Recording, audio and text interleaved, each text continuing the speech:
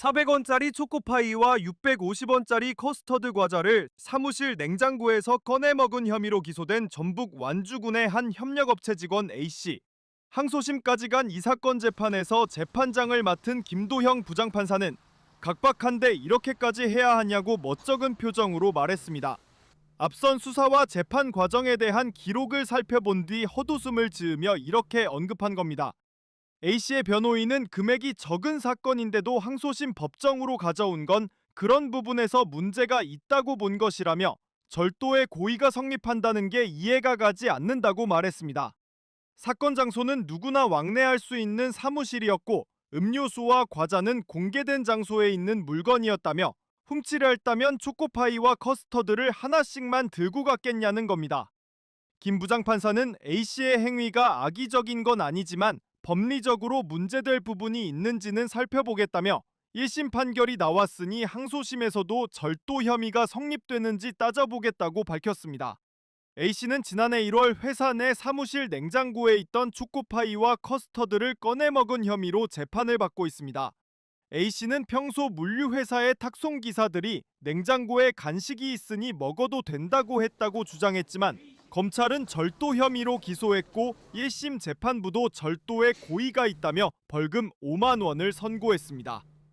한덕수 대통령 권한대행이 대통령목 헌법재판관 후보자 2명을 지명해 파문이 커지는 가운데 한 대행이 지명한 함상훈 부장판사의 과거 판결을 두고도 논란이 일고 있습니다. 함 후보자는 2017년 광주고법에서 재판장으로 있을 당시 버스비 2,400원을 횡령했다는 이유로 해고당한 버스기사에 대해 해고가 정당하다고 판결했습니다.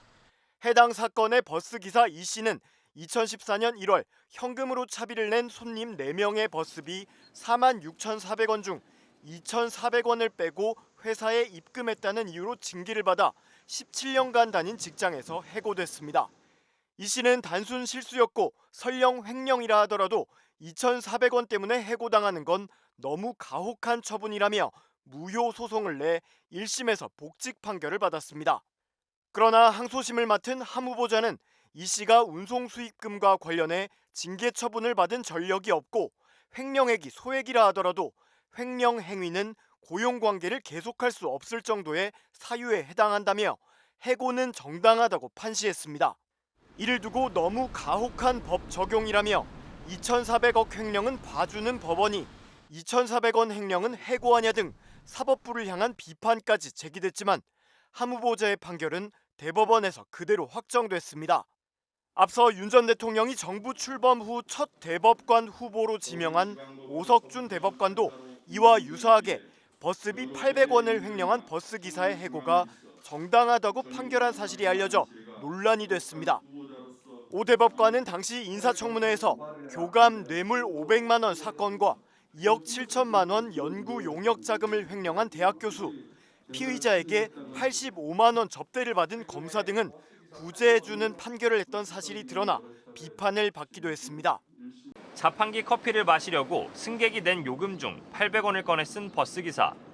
지난 2011년 당시 행정법원 부장판사였던 오석준 대법관 후보자는 800원을 횡령한 버스기사의 해고가 정당하다고 판결했습니다. 쓰레기도 치우고 노가대도 했다가 또 공장에도 한 6개월 다녔다가 한 10년 동안은 거의 자리를 못 잡았죠.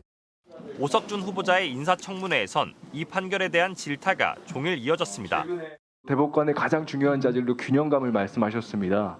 이런 해고 사건에서 우리가 균형 찾아야 되겠죠. 당시 버스회사 측 변호사가 오 후보자의 고등학교 후배이자 사법연수원 동기였다는 지적도 나왔습니다.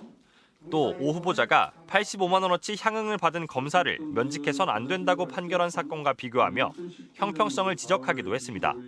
전형적인 무전유죄, 유전무죄 판결입니다. 어떻게 생각하십니까? 의원님들이나 국민들의 우려에 대해서는 저도 10분 공감을 합니다.